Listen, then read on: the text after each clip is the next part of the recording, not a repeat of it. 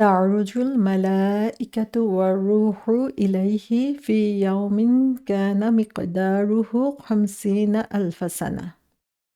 ফেরেশতাগণ এবং রূহ আল্লাহ তাআলার দিকে অগ্রগামী হয় এমন এক দিনে যার পরিমাণ ৫০,০০০ বছর।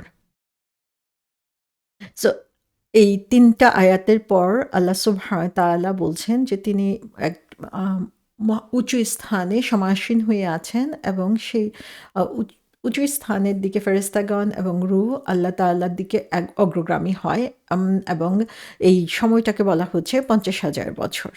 সো আমরা যদি একটু এই আয়াতটাকে অর্থভিত্তিক বুঝার চেষ্টা করি তাহলে দেখব এখানে ফার্স্টেই যে ওয়ার্ডটা বলা হয়েছে সেটা হচ্ছে তারুজু। তারুজু শব্দটা এসেছে আ তারুজু শব্দের অর্থ হচ্ছে কোনো কিছু তে উপরে ওঠা, ক্লাইম্ব আপ করা। আরিজ যে শব্দটা আমরা পেয়েছি একটু আগে, সে আরিজ শব্দটার সাথেই এটার কানেকশন রয়েছে এবং এখানে বলা হচ্ছে কোনো কিছু উপরের দিকে উঠাকেই হচ্ছে তারুজু বলা হচ্ছে এবং এই উঠাটা কিরকম আমরা আগেও জেনেছি, এই উঠাটা হচ্ছে step by step. So climb becomes something step by step, little by little, part by part. তাহলে তারুজু বলতে কোনো জিনিসের উপরে উঠা বোঝানো হচ্ছে এবং সেটা হচ্ছে একটি স্টেপ পর একটি স্টেপ, ধাপে ধাপে অল্প অল্প করে একটু একটু করে উপরে উঠে যাওয়াকে তারুজু বলা হচ্ছে। আর তারুজু কারা উপরে উঠে যাচ্ছে এই ব্যাপারে বলা হচ্ছে মালাইকাতু। যে মালাইকা, মালাইকা শব্দটার সাথে আমাদের অনেকেরই পরিচয় আছে এবং সেটা হচ্ছে আমরা জানি মালাইকা শব্দের অর্থ হচ্ছে ফেরেশতা। সো মালাইকা যখন আমরা বলছি সেটা অ্যাঞ্জেলস, অর্থাৎ এখানে হচ্ছে প্লুরালি ইউজ করা হচ্ছে। তাহলে এটার সিঙ্গুলার ফর্ম কি? সিঙ্গুলার ফর্ম হচ্ছে মালাক। মালাক মানে হচ্ছে ফেরেশতা আর মালাইকা মানে হচ্ছে অনেক ফেরেশতা বোঝানোর জন্য এখানে বলা হচ্ছে। মালাক শব্দটা এসেছে আলাক থেকে। সো আলাক শব্দটা হচ্ছে হামজা, লাম, কাফ, এটা থেকে বোঝানো হচ্ছে যে যখন একটা ঘোড়ার তার মুখের মধ্যে, যে আমরা জানি যে ঘোড়াকে যখন স্টিয়ার আপ করা হচ্ছে তখন ঘোড়ার মুখের মধ্যে একটা কিছু বেঁধে দেওয়া হচ্ছে, সেই রশিটা যেটাকে সেটাকে সে যখন কামড়ে ধরে থাকে তখন সেটাকে বলা হচ্ছে আলাক, সেই ঘোড়াকে বলা হচ্ছে আলাক। তাহলে এটা কখন হচ্ছে যে এই যে স্টিরাপটা থাকে বা এই যে মুখের মধ্যে তার যে জিনিসটা ওকে পরানো থাকে, যে রশিটা মুখের মধ্য দিয়ে যাচ্ছে, সেই রশিটা যখন কখন সে এটাকে কামড়ে ধরে থাকে, যখন ঘোড়া হচ্ছে জোরে দৌড়াচ্ছে এবং এই জোরে দৌড়ানোর সময় সে যখন প্রচুর পরিমাণে শক্তি দিচ্ছে এবং এফোর্ট দিয়ে সে দৌড়ানোর কাজটা করছে, তখন সে কি করে তার মুখে যে রশিটা থাকে সেই রশিটাকে সে কামড়ে ধরে। সো আলাক শব্দটা এসেছে সেখান থেকে। তাহলে সেখান থেকে আমরা মালাক শব্দটা অর্থাৎ ফেরেশতা বলতে কি বোঝানো হচ্ছে? আল্লাহ সুবহানাহু ওয়া তাআলা বলছেন যে আল্লাহ সুবহানাহু ওয়া তাআলা এই ফেরেশতাদেরকে তৈরি করেছেন যেন তারা আল্লাহর দেওয়া পক্ষ থেকে যে মেসেজগুলো এসেছে সেই মেসেজগুলোকে ক্যারি করতে পারে। সো তারা হচ্ছে তাদের কাজে এত বেশি সিনসিয়ার, এত বেশি ডেডিকেট যে they are rushing towards the job, যে যখন তাদেরকে কোনো মেসেজ নিয়ে যেতে বলা হয় তখন তারা কি করে এই মেসেজটাকে এমন সিনসিয়ারলি এবং এমনভাবে নিয়ে যায় যে তখন সেই ঘোড়ার সাথে আমরা সেটাকে তুলনা করতে পারি যে ঘোড়াটা যখন তার গন্তব্যের দিকে ছুটে যাচ্ছে সে যেমন খুব সিরিয়াসলি নিচ্ছে যে ব্যাপারটা এবং তার বেস্ট এফোর্ট দিচ্ছে, ফেরেশতাদের অবস্থাটা এরকম যে যখন তাদেরকে আল্লাহ সুবহানাহু ওয়া তাআলা কোনো নির্দেশ দিচ্ছেন তখন তারা এভাবেই সেটাকে করার জন্য এগিয়ে যায়। সো এখান থেকে আমরা ফেরেশতাদের সম্পর্কে কি জানতে পারছি? যে তারা খুবই কুইক, যখনই নির্দেশ আসছে তখনই সেটা পালন করার জন্য তারা ঝাঁপিয়ে পড়ছে। তারা খুবই এফিশিয়েন্ট, যেটা করতে বলা হচ্ছে সেটাকে সম্পাদন করার জন্য তারা সর্বাত্মক চেষ্টা করে যায়। তারা ওবিডিয়েন্ট, আল্লাহ সুবহানাহু ওয়া তাআলা যেটা বলছেন সেটা তারা সরাসরি তখনই ফলো করছেন এবং তাদেরকে যা করতে বলা হচ্ছে তারা ঠিক সেই মুহূর্তেই সেটা তারা করার জন্য প্রস্তুত এবং সেটার জন্য তারা ছুটে যায়। তাহলে এখানে আমরা দেখছি যে ফেরেশতাদের যে কাজ বা ফেরেশতাদের যে বর্ণনা সেটা তাদের নাম থেকেই আমরা বুঝে যাচ্ছি এবং তারা কি করছে, সেই ফেরেশতারা মালাইকাতি ওয়া রূহ, যে ফেরেশতা এবং রূহ কি করছে, তারা হচ্ছে উপরের দিকে স্টেপ বাই স্টেপ এগিয়ে যাচ্ছে। এবং এখানে আব্দুর রাজ্জাক বলেছেন যে কাতাদা থেকে এখানে তারাজু শব্দের অর্থটা হচ্ছে উপরে ওঠা। সো এখান থেকেও আমরা দেখতে পাচ্ছি যে তাফসীরকারগণ কিভাবে এটার ব্যাখ্যা করেছেন। এবং মালাইকা শব্দের সাথে আরেকটা শব্দ যেটা যুক্ত হয়েছে ওয়া দিয়ে, সেটা হচ্ছে আর রুহ। আর রুহ আর রুহ শব্দটা এসেছে রাহা থেকে, রাহা। সো রুহ শব্দটা রাহা থেকে এসেছে, এবং রাহা শব্দের অর্থ হচ্ছে কমফোর্ট। কমফোর্ট মানে হচ্ছে যেটা হচ্ছে আরাম দেওয়া। সো এখান থেকে আমরা দেখি যে আরও কতগুলো শব্দ আমাদের পরিচিত শব্দের মধ্যে পড়ে, যেমন মিরওয়াহা। মিরওয়াহা শব্দের অর্থ হচ্ছে ফ্যান বা পাখা। সো পাখা আমাদেরকে কি করে, গরমের দিনে, তীব্র গরমে সেটা আমাদেরকে কমফোর্ট দেয়, আরাম দেয়, সে কারণে এটাকে মিরওয়াহা বলা হচ্ছে। সো রা ওয়াহা এখানে আসতেছে। তারপরে ইস্তিরাহ। ইস্তিরাহ শব্দটার অর্থ হচ্ছে কোথাও যাওয়া, আরাম বা বিশ্রাম খোঁজার জন্য। আমাদের খুবই পরিচিত একটা শব্দ আছে, সেটা হচ্ছে তারাবি। তারাবি তারাবিহ নামাজ যখন আমরা পড়ি রামাদানে, এই শব্দটা আমরা সবাই জানি। সো তারা শব্দটা হচ্ছে আমরা তারাবি বলে থাকি, কিন্তু এটা আসলে র ওয়া হা থেকে। সো তারাই। সো এটা হচ্ছে প্রত্যেক সেট অফ নামাজের পরে এই যে রেস্ট নেওয়া। সো আমরা দেখি যে তারাবির নামাজে আমরা 2 রাকাত করে 4 রাকাত পড়ে একটু রেস্ট নিয়ে থাকি, সেখান থেকে এটার নাম এসেছে তারাবি। সো এখান থেকে আমরা দেখতে পাচ্ছি যে এই রুহ শব্দটা, র ওয়া হা, এই শব্দটা দিয়ে যেটা মূলত বোঝানো হচ্ছে সেটা হচ্ছে আরাম, বিশ্রাম, সেটা বোঝানোর জন্য। আর রুহ শব্দটা আরেকটা অর্থ হচ্ছে, সেটা হচ্ছে গুড অ্যান্ড প্লিজেন্ট উইন্ড।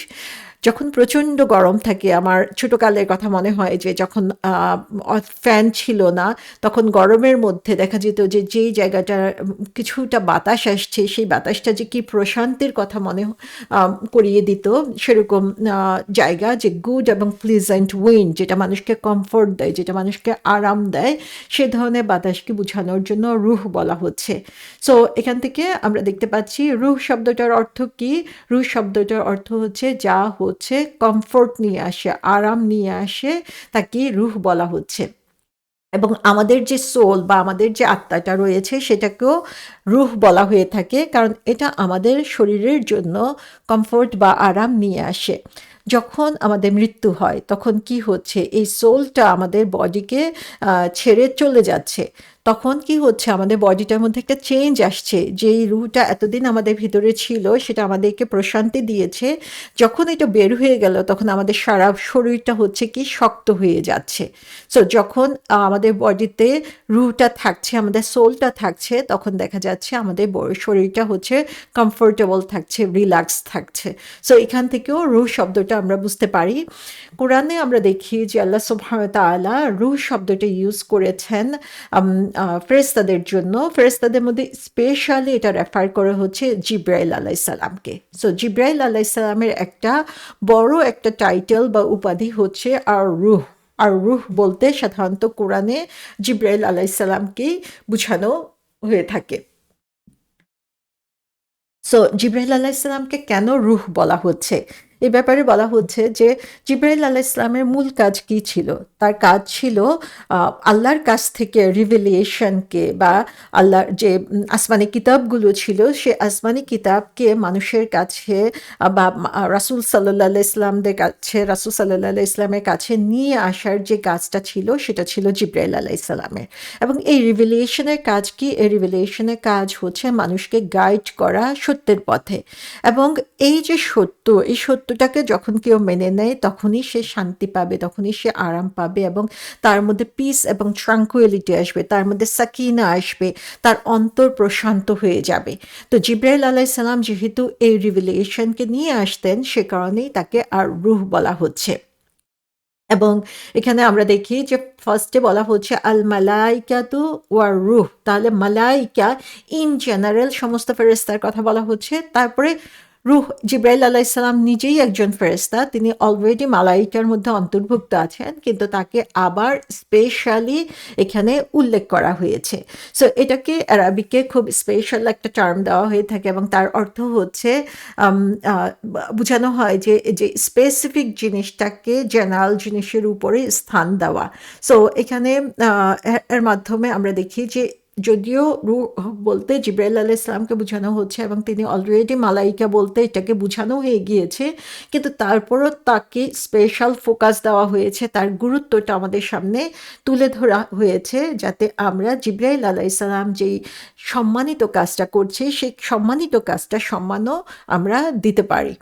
এ ব্যাপারে আমরা দেখি আবু সালি বলেছেন যে আল্লাহ সুবহানাহু ওয়া তাআলার সৃষ্টির মধ্যে এমন সৃষ্টি রয়েছে যা হচ্ছে মানুষের মতো কিন্তু তারা মানুষ নয়, তাদের জন্য রূহ শব্দটা বলা হয়েছে। সো এখান থেকে আমরা দেখি যে ওভারঅল যে আলোচনাটা সেটা থেকে যে মূলত রূহ বলতে জিবরিল আলাইহিস সালামকে বোঝানো হচ্ছে। সো এবং এটা থেকে আরেকটা যে ব্যাখ্যা এসেছে সেটা হচ্ছে যে এটা অলসো রেফার করতে পারে name of the souls of children of Adam, যে মানুষের যে সোল সেটাকেও রেফার করতে পারে। কিন্তু মূলত এই আয়াতের মধ্যে এটাকে জিবরাইল আলাইহিস সালামকেই বোঝানো হয়েছে, সেটা বলা হচ্ছে, তাফসীরকারগণ বলেছেন। সো এখানে আমরা দেখি যে কথাটা বলা হচ্ছে তারুজুল মালাইকাতু ওয়া রূহু ইলাইহি, তাহলে আল্লাহর কাছে আল্লাহ একটা খুবই উঁচু সম্মানিত আসনে আসীন হয়ে আছেন, উঁচু মর্তবাপূর্ণ অবস্থানে তার অবস্থান। সেখানে ফেরেশতা এবং রূহ জিবরাইল আলাইহিস সালাম তার দিকে উপরে উত্থিত হতে থাকে। কি জন্য তারা উপরে উত্থিত হতে থাকে? To receive and carry out his commands, যে আল্লাহ সুবহানাহু ওয়া তাআলা তাদেরকে যে নির্দেশ দিবে সেই নির্দেশগুলো আনার জন্য তারা নিচে যাচ্ছে এবং জিবরাইল উপরে উঠে যাচ্ছে এবং জিবরাইল আলাইহিস সালামও উপরে উঠছে আল্লাহর কাছ থেকে রিভিলেশন নিয়ে, আবার তারা মানুষের কাছে ডেলিভারি বা দুনিয়াতে সেটা ডেলিভারি দিতে আসছে। তো এখানে বলা হচ্ছে যে কেন জিবরাইল আলাইহিস সালামকে সেপারেটলি উল্লেখ করা হয়েছে। এ ব্যাপারে বলা হচ্ছে যে এটা একটা কারণ হতে পারে যে এই হোল ডায়ালগটা হচ্ছে ডিভাইন রিভিলেশন সম্পর্কে, আল্লাহর কাছ থেকে যেই নবুয়তের কথাগুলো আসছে, কোরআনের কথাগুলো আসছে, এই জিনিসটাকে টার্গেট করে বলা হচ্ছে। এবং এই কাজটা কে করছে? কারণ এই কাজটা জিবরাইল আলাইহিস সালাম করছে। সো এখানে জিবরাইল আলাইহিস সালামের উপরে এক্সট্রা ফোকাস দেওয়া হচ্ছে। সেকেন্ড যে রিজনটা বলা হচ্ছে সেটা হচ্ছে যে জিবরাইল আলাইহিস সালাম হচ্ছে সমস্ত ফেরেশতাদের লিডার এবং তার আল্লাহ সুবহানাহু ওয়া তাআলার সবচেয়ে ম্যাগনিফিসেন্ট ক্রিয়েশন বলা হয়ে থাকে, বা মোস্ট ম্যাগনিফিসেন্ট, যে one of the most magnificent creation বলা হয়ে থাকে জিবরাইল আলাইহিস সালামকে।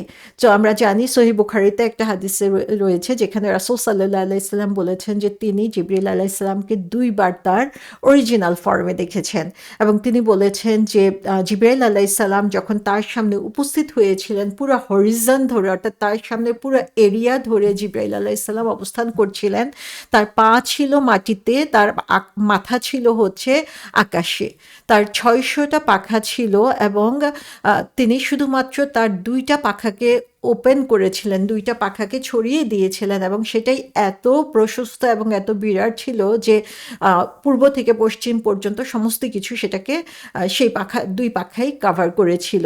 সো এখানে আমরা দেখি যে আল্লাহ বলছেন যে ফেরেশতা এবং জিবরাইল আলাইহিস সালাম step by step, little by little তার দিকে প্রোগ্রেস হয় এবং আল্লাহ সুবহানাহু ওয়া তাআলা তার সেই ম্যাগনিফিসেন্সকে বা তারকে যে অত্যাশ্চর্যভাবে আল্লাহ সুবহানাহু ওয়া তাআলা সৃষ্টি করেছেন সেটার জন্য, বা তাকে যে গুরুত্বপূর্ণ কাজ দিয়েছেন সেটার জন্য তাকে আলাদাভাবে উল্লেখ করছেন। সো এখানে আমরা সূরা নাবাতে দেখি যেখানে বলা হচ্ছে যে যেদিন রূহ ও ফেরেশতাগণ সারিবদ্ধভাবে দাঁড়াবে। তাহলে এখানে আমরা দেখি ইয়াউমা ইয়াকুমুর রূহু ওয়াল মালাইকাতু। সো এখানে আর রূহ এবং মালাইকা দুইটাকে আলাদাভাবে বলা হয়েছে। তো সেখানে আমরা দেখি যে দয়াময় আল্লাহ যাকে অনুমতি দিবেন সে ব্যতীত কেউ কথা বলতে পারবে না এবং সে সত্য কথা বলবে। সো যখন এই রূহ বা জিবরাইল আলাইহিস সালামের উল্লেখ স্পেশালি আসছে সেটাকে মালাইকার সাথে আবার আলাদাভাবে আল্লাহ সুবহানাহু ওয়া তাআলা উল্লেখ করছেন। সূরা কদরের মধ্যে আমরা দেখি যে যখন লাইলাতুল কদর হয় তখন যে মর্তবা, সেই মর্তবার মধ্যে আমরা দেখি বলা হচ্ছে তানাজ্জালুল মালাইকাতু ওয়ার রূহু। তাহলে এতে কি হচ্ছে? এখানে মালাইকা ফেরেশতাদের কথা বলা হয়েছে এবং সাথে সাথে রূহ বলতে জিবরাইল আলাইহিস সালামকে বলা হচ্ছে, যারা হচ্ছে আল্লাহর নির্দেশে তারা অবতীর্ণ হতে থাকে দুনিয়ার বুকে। সো এখানে মালাইকা এবং রূহ দুইটার ব্যাপারে আমরা দেখি যে তারা উপরেও উঠতে পারেন, নিচেও নামতে পারেন এবং এখানে আম এই আয়াতের মধ্যে আমরা দেখি যে রূহ বা জিবরাইল আলাইহিস সালামের কথা বলা হয়েছে আফটার মালাইকা, যে আগে সব ফেরেশতাদের কথা উল্লেখ করা হয়েছে, তারপর জিবরাইল আলাইহিস সালামের কথা উল্লেখ করা হয়েছে। সেটা একটা সিগনিফিকেশন হতে পারে, যেটা তাফসীরকারগণ বলেছেন যে তিনি তাদের পিছনে অবস্থান করছেন, অর্থাৎ সব ফেরেশতার পিছনে তিনি অবস্থান করছেন।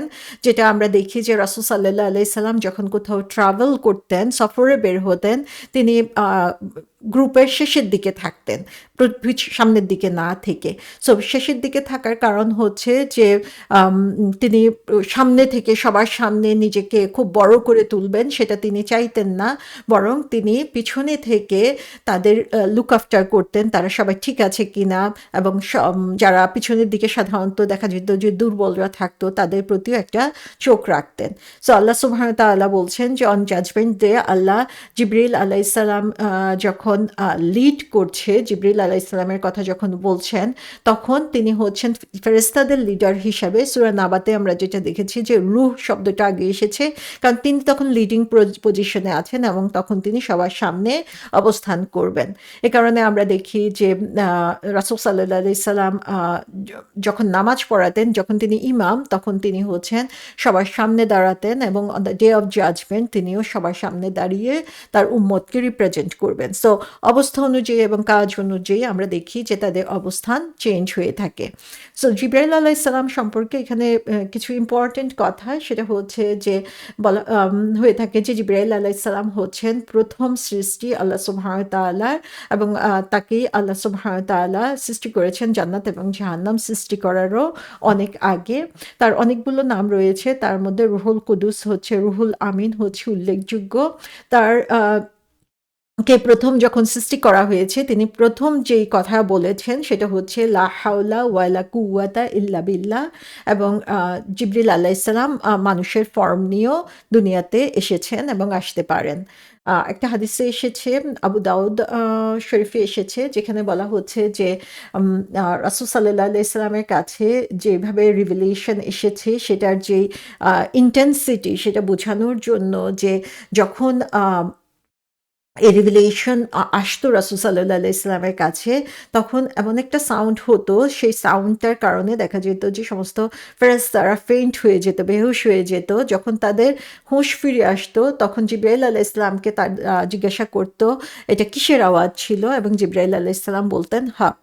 তাহলে এখানে আমরা দেখতে পাচ্ছি যে জিবরাইল আলাইহিস সালামের যে স্পেশাল গুরুত্ব, সেটাও আমরা দেখতে পাই যে এই সবচেয়ে গুরুত্বপূর্ণ কাজ, যে মেসেজটা রাসূল সাল্লাল্লাহু আলাইহি ওয়াসাল্লামের কাছে আসা, সেই গুরুত্বপূর্ণ কাজটা তিনি করেছেন এবং তিনি ছিলেন অ্যাঞ্জেলসদের লিডার।